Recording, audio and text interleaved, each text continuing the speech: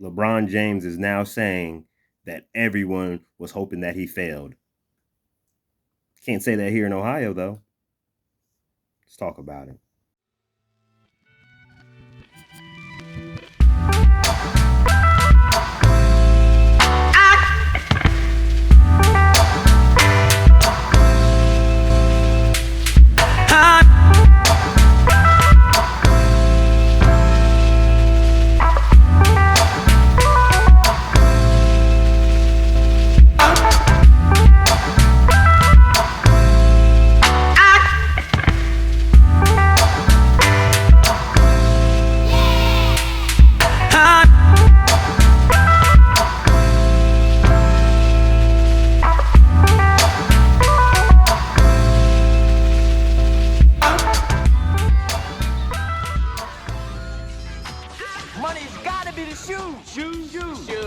Yo, YouTube, what's going on?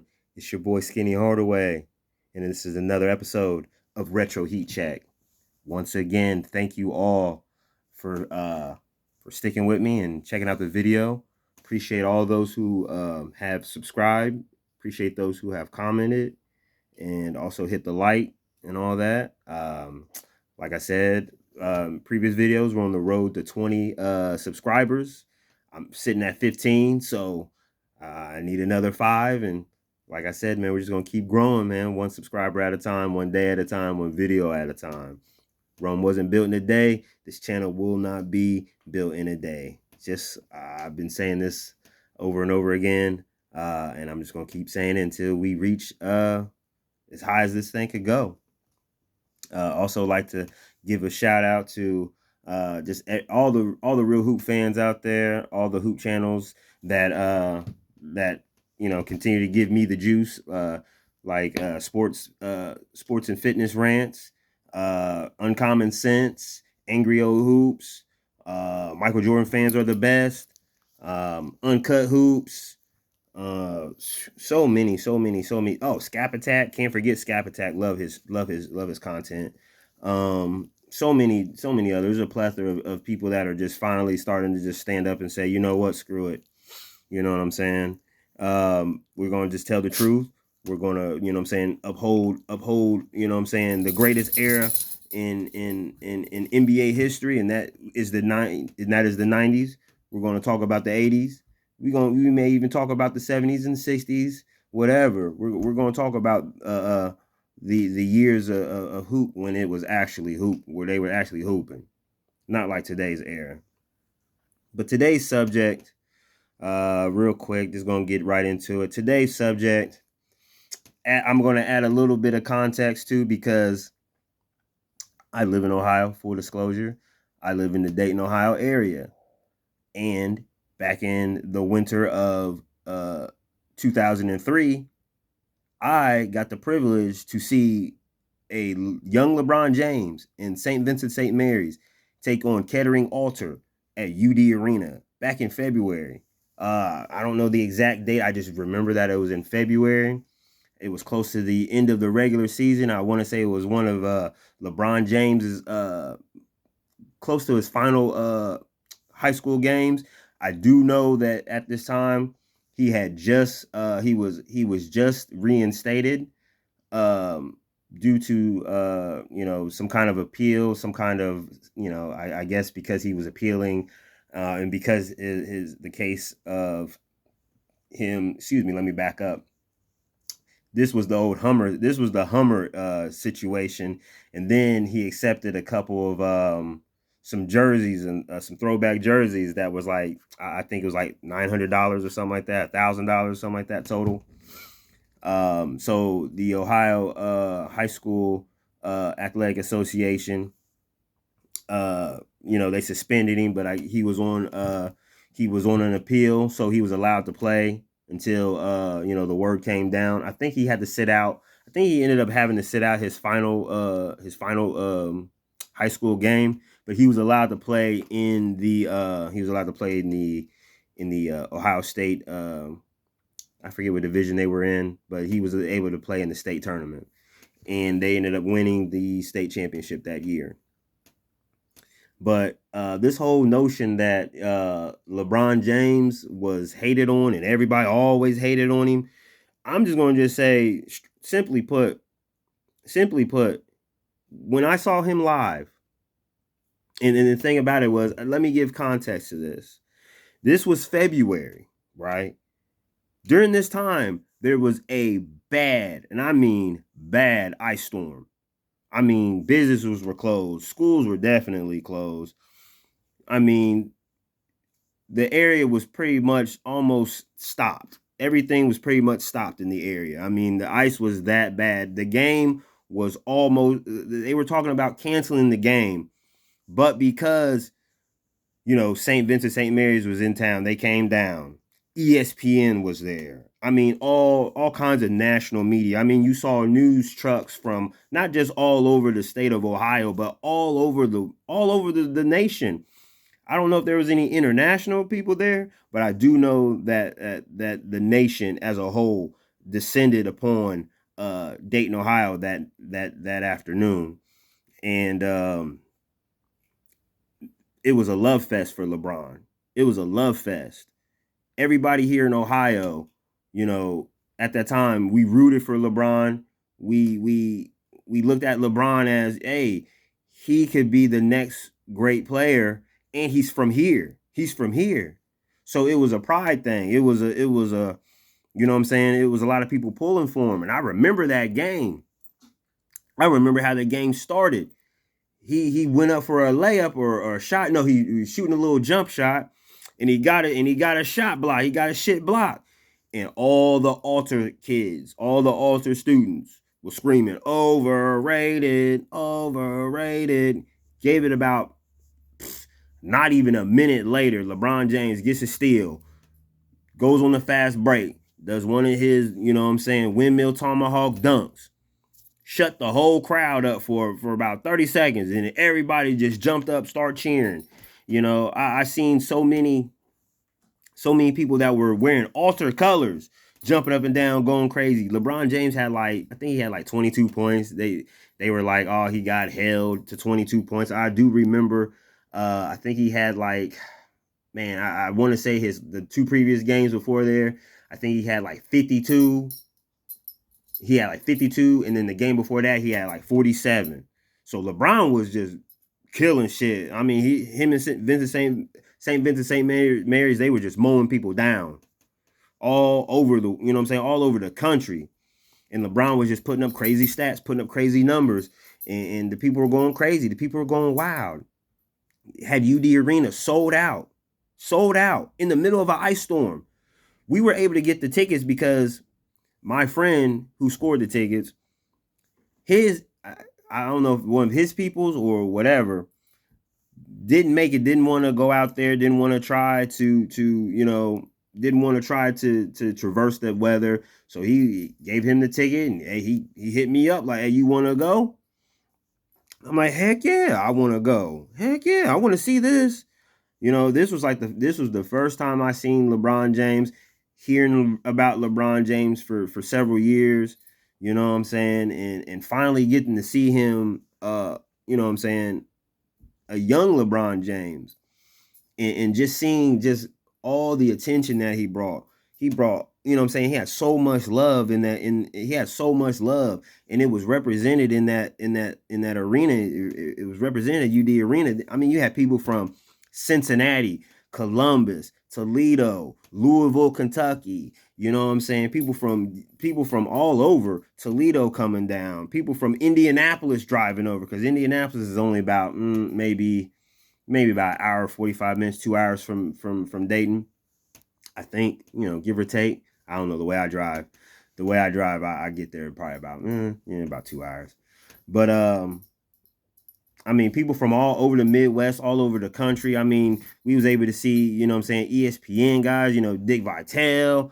It was so many luminaries there. You had NBA guys there. You had, you had UD Arena, you had UD players there. I mean, you had Wright State players there. You had Wilberforce Central State players there. You had people from, represented to come and watch a young LeBron James. There were girls in the crowd. I definitely remember there was a group of girls because we weren't in the nosebleeds, but we weren't on the floor. We was kind of in the mezzanine area. It was standing room only. A lot of areas, it was standing room only. Mind you, this is in the middle of an ice storm. An ice storm. This is how much people wanted to see LeBron.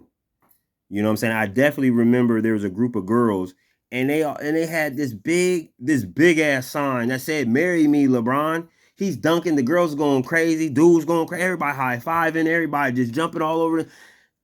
He only had 22 points. He was making. I guess tonight he just wanted. That night he just wanted to. You know, he was mainly a facilitator, making sure his boys got off. You know what I'm saying? He was chilling. You know what I'm saying? It's like he picked his spots. You know what I'm saying? And he had like five or six dunks, some alley oops, some fast break. You know what I'm saying? Most of his dunks was alley oops and fast break. You know what I'm saying? Points. He was just kind of just chill, but I mean, he still had the whole arena hype. Every time he made a play, people was, at holding their breath because they wanted to see what this kid could do. And he got, you know what I'm saying, ovation after ovation after ovation. He got a lot of love. He kept getting a lot of love throughout the state of Ohio. We had such a love for LeBron. We had so much hope in LeBron because LeBron represented so much. It was like, it's not like we haven't had great players from Ohio that ended up going to the NBA. And particularly from my area, you had Ron Harper. He's from Dayton. My younger cousin, Samari Curtis. He was what, 2021? I want to say 2021 or 2020, one of those years. He was Mr. Basketball. So he's right now currently at Bowling Green doing his thing. You know what I'm saying? Trying to make his way to the league. You know. Shout out to you, cuz. But you know what I'm saying? We've had great players, but not to this level. Not to the level where Sports Illustrated is following you around. ESPN's following you around. That was the first time that I ever actually seen ESPN cameras live for a high school game. You know what I'm saying? So it was such an event. It was such an event. People coming out, people showing their support, people showing love. So many signs that had, there were some signs that was hating on LeBron, but they were outnumbered by all the love that he was shown. You know what I'm saying? He was polarizing once he became a pro. And only because of the decision. Because when he was at Cleveland, his first stint in Cleveland, man, he had all the hopes, all the, you know what I'm saying, all the support, all the hopes, all the dreams of people here in Ohio and all around, but in particular Ohio, you playing for Ohio's team, the Cleveland Cavaliers, and, you know, they haven't had this kind of national attention maybe since the early 90s. You know what I'm saying? They had a couple years in the late 90s, but mainly in the late 80s, early 90s, that was Cleveland's time. That was really Cleveland's time. And you know what I'm saying, to have LeBron James come there and represent the hopes and the dreams of the state. I was rooting for LeBron. I rooted for LeBron. You know what I'm saying? When he was there in that first stint in Cleveland, although I was a Miami Heat fan, I was a supporter of LeBron James. I was a fan of LeBron James. I was saddened for all the playoff failures. You know what I'm saying? I would be like, he's growing. You know, Michael Jordan, he went through his trials and tribulations early in his career. You know what I'm saying? But that final year, 2010, when he played versus the Boston Celtics, and you know what I'm saying, got eliminated, and he's walking out the arena, walking down the hall, yanks off the jersey, throws it on the ground, walks off. I was like, ugh, it's not looking good for LeBron sticking with Cleveland. But my homeboys, they like, nah, he ain't going nowhere. LeBron gonna continue to represent for the state. And that was my hope. My hope was that, he sticks to the grind. You know, he doesn't dip. You know, they build around him. They continue to build because I mean, they just came off of back-to-back 60-win seasons. So it's not like they weren't winning. It's not like they were sorry. It's just that when it came down to crunch time in the playoffs, he shrunk up. You know what I'm saying? And when it came down to his free agency, I would hear, New York, Clippers, Chicago. Miami was kind of like the dark horse, so I wasn't really paying no attention. I was like, he ain't gonna come to Miami because Miami has a certain standard, a certain way that they play. And Pat Riley don't play that. He don't play that shit. And so I didn't think he was even gonna go to Miami. I was like, pfft. So when we sat down and watched the decision, most people was thinking like, oh, he's just gonna go to Cleveland. But I definitely remember maybe like a few days before the decision when pretty much the word came down that he is not returning to Cleveland. So, that was the rumor, but people were still holding on against hope. You know what I'm saying? That LeBron would, stick with Cleveland. So when he chose Miami, I was shocked as a Heat fan. But I'm not gonna cap. I'm not gonna lie and sit up here and be a hypocrite and lie and say that I was not happy. I was excited that we got LeBron James. I was like, oh shit, LeBron and D Wade and Chris Bosh. Oh, we about to win some rings. We about to win mad titles. You know what I'm saying? LeBron, although I did not agree with him bouncing out on Cleveland, I was like, shit, hey, that's my squad. Hey, I'm about to benefit. This is my team. We're about to win some rings. And then 2011 happened. And you choke. You averaging 17 points.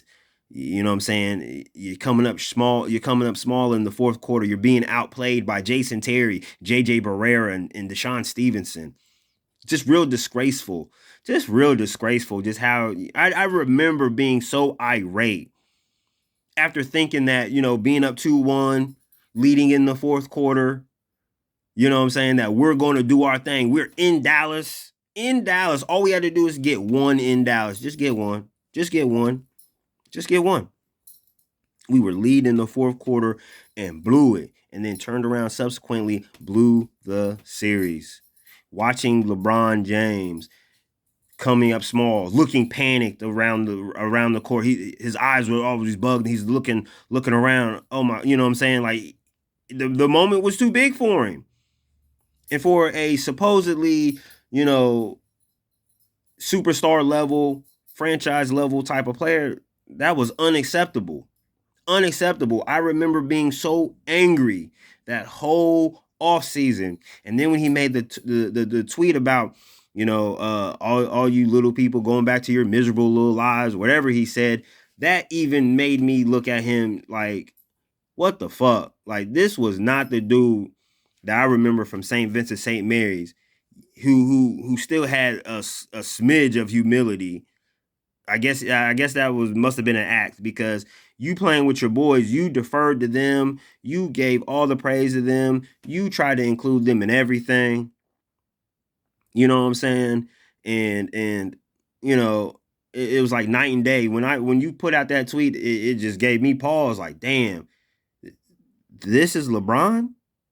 Like, this is the dude that we cheered for? This is the dude that was the pride of Ohio? Nah, I'm cool on this dude. I'm cool. But he was still on my team, so I had to rock with him. And I was rocking with him. Came out on fire. You know what I'm saying? I thought in 2012, I thought he was the defensive player of the year.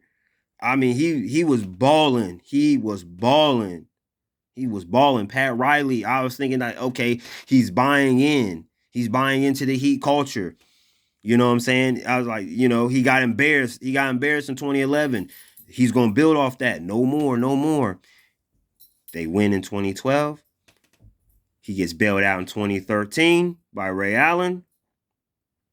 2014, he quits. I'm just going to call it what it is. He quit. And we all knew that he was about to bounce. It was the writing on the wall. You know what I'm saying? At the time, I was talking to a lot of my friends who were also Heat fans. We was in a group, in a Facebook group. We're talking about it. You know what I'm saying? We was talking about his upcoming free agency. Some of us was holding out hope, like he'll stay. A lot of us was like, yeah, he gone. Me, after watching him quit in the finals versus an older San Antonio squad, watching him bitch up every time motherfucking Kawhi Leonard came onto the court, especially when he was at the free throw line. Kawhi checks in, he looks over, see Kawhi checking in, he goes, fuck. And then, I looked at that, I'm like, bruh, no, that is not how a superstar should act, especially down in Miami. There's a culture there, and part of that culture is you don't show no fear. You don't run from shit. You don't show anything. You don't show anything that even lends to the opponent getting to you. And watching him do that at the free throw line, that was disgraceful. And then, come to find out, you know what I'm saying, Pat Riley, he didn't like how Pat Riley was moving. He tried to get Spo fired. You know what I'm saying? He was mad at Pat Riley because Pat Riley wasn't letting him get away with a lot of the stuff that he was getting away with in Cleveland, like having Rich Paul and all the little hangers on and all the, you know what I'm saying, all the do boys flying on the team plane in the facilities, using the facilities, being, you know what I'm saying, just basically being able to move up and down the halls. You know what I'm saying? Pat Riley wasn't with that. He said, no, the team plays for the team. No, you keep your hangers on in their office. You guys can do all that stuff somewhere else, just not here. LeBron James was not feeling it because he wasn't getting that special treatment that he's always gotten in Cleveland. Pat Riley wasn't with it. So he runs back to Cleveland after the owner sits up there and basically, basically just calls you a coward. You know what I'm saying? He's just lambasting you in the media, and you go right back to him. You go right back to him because you knew that you could get away with what you got away with. You knew that you was able to play with Kyrie. You knew that you could get a Kevin Love because you had the piece in Andrew Wiggins to trade for him. You knew this. You manipulated the game. You continue to manipulate the game. Only then, that was when the people started to not like you. When the decision was the first one. How you quit, how you played in the Dallas series, that angered Miami fans. How you quit during the second San Antonio series, further angered Miami fans. You ran back to Cleveland. That pissed fans off. Then the flopping, the theatrics, the crying, the posturing. You were doing that all the way from Miami through Cleveland, now to LA. You're screaming about respect. But you failed so many times in Cleveland. You failed in Miami. I mean, yeah, you 2-2. 4 years you was 2-2. You won 2, you lost 2.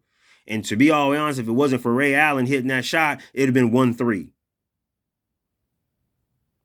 You know what I'm saying? It's and then just all of the posturing, all of the, the crowning, you brought the hate. LeBron James has brought the hate on himself.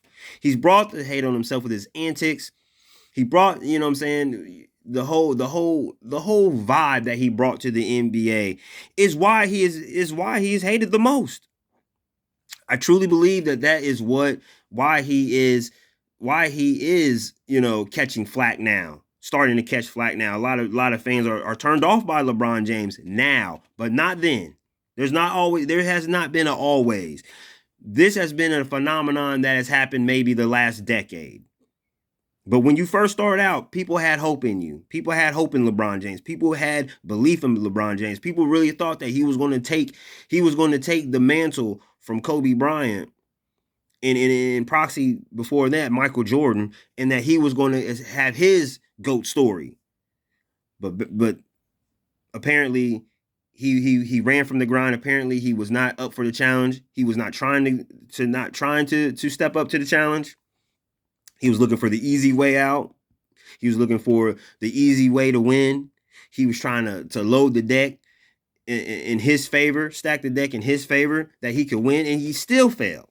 You're 4-6 in the finals. So, despite all that, you failed. You failed and failed and failed. And people now, they take glee in you failing. They take glee. They're glad to see LeBron fail now, but not back then. No. When LeBron James was young, when he was a young man on his journey from high school to the early years of the NBA, no, he was not hated. People had hopes in him. People definitely believed in him, especially here in Ohio. He was beloved.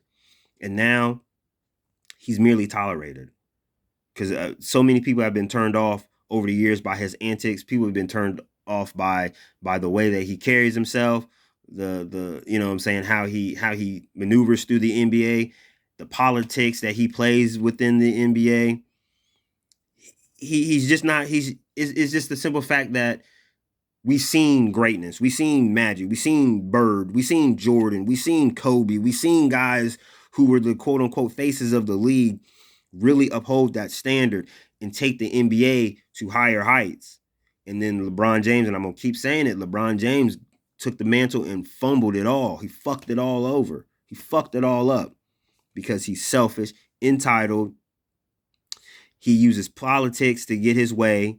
He uses his cronies within the media and within his team to spread false narratives to make himself elevate himself while he disrespects others, including Michael Jordan, especially Michael Jordan. But we all know, the real hoopers know, the real hoop fans know that LeBron James now is catching the flack. He's now catching the flack because he's earned it. He's deserved it. Like he always says, earned, not given. This has been given, not earned. This has been given. This has been earned, not given. I'm so sorry. But yeah, it has been. You earned this, LeBron. You earned the way that people look at you. You've earned the way that you will be viewed in history when it's all said and done.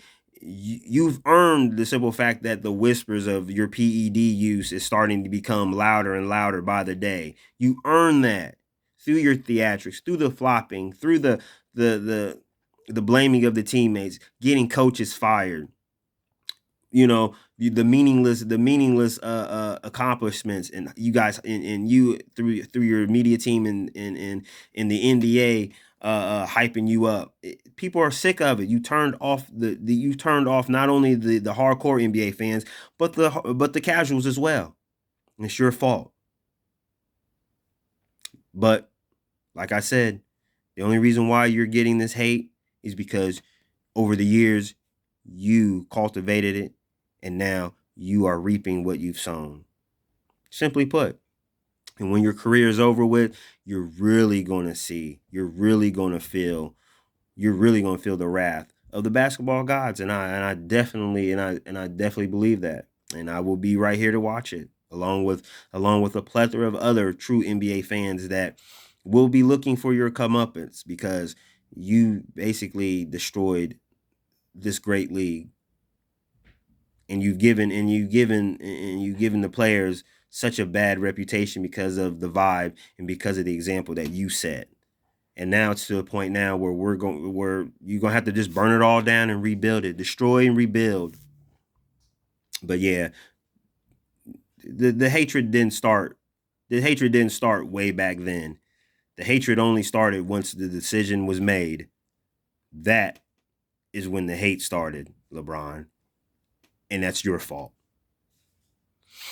That's the end of the video. Like I said, once again, thank you once again for checking me out, sitting through the video. Hey man, I'm so blown away by just me even doing this, me even stepping out and having a YouTube page. It's still a bug out. You know, I'm more of a reserved type of dude. But man, I feel strongly about stepping out and saying my piece and keeping it real about the NBA and what's going on today, and a little taste of, old head energy that we're bringing to the space. But appreciate you guys. You already know what it is. Like, share, subscribe. It's your boy Skinny Hardaway with Retro Heat Check checking out. Peace, and wear your sneakers.